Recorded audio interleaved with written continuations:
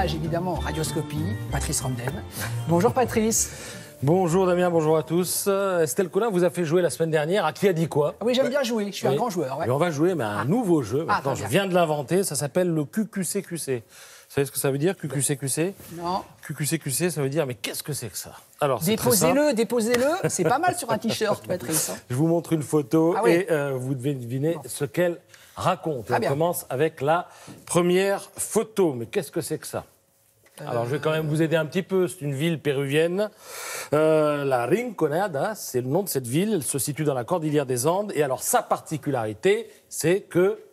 Il y a du brouillard. Oui, donc on est en hauteur. Donc c'est la ville la plus haute du monde. Mais bravo, mais vous êtes bon. C'est vrai. 5300 Quand on m'aide mètres, un peu, je suis bon. 5300 mètres d'altitude. 5000, mais comment on respire? Eh bien justement, à la Rinconada, on a 2 fois moins d'oxygène qu'ici-bas, si je puis dire. Ouais. Donc ça intéresse les chercheurs de l'INSERM de Grenoble, figurez-vous. Ils viennent de monter une mission scientifique.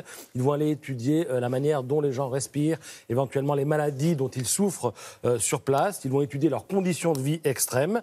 Et l'objectif, en fait, c'est de se servir ensuite de tout ça pour mieux soigner les patients qui, dans la plaine, c'est-à-dire nous, souffrent éventuellement de maladies respiratoires. Parce qu'eux, ils y arrivent, donc il n'y a pas de raison que nous, alors qu'on est beaucoup plus bas, on n'y arrive pas. Deuxième photo. Mais qu'est-ce que c'est que ça? Ils font sécher de la laine. Oui, alors ils font sécher quelque chose. Nous sommes en Chine. Fred, vous pouvez jouer aussi. Oui, mais là, je voulais sécher. Il attend le premier chanteur. Oui, c'est ça. C'est une opération de séchage, mais de quoi? Non, pas de laine, mais de spaghettis géants. Oui, voilà, de vermicelle. Oui, on le fait sécher. C'est vrai. On le fait sécher à l'air libre.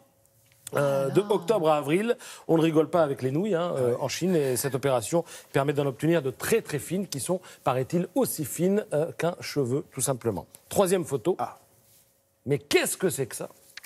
Alors là, si vous trouvez, vous êtes fort. C'est du mobilier urbain. C'est un vrai, tout est vrai ou c'est un montage? Non, alors pour l'instant, c'est un délire d'architecte, mais qui a une chance très rapidement de voir le jour. C'est un arbre ascenseur.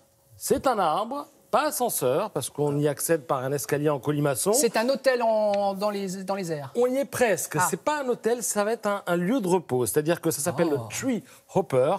Et l'escalier dessert une trentaine de cocons transparents et d'alvéoles dans lesquels on pourra recharger son smartphone, bouquiner, éventuellement dormir. Voilà, c'est très high-tech.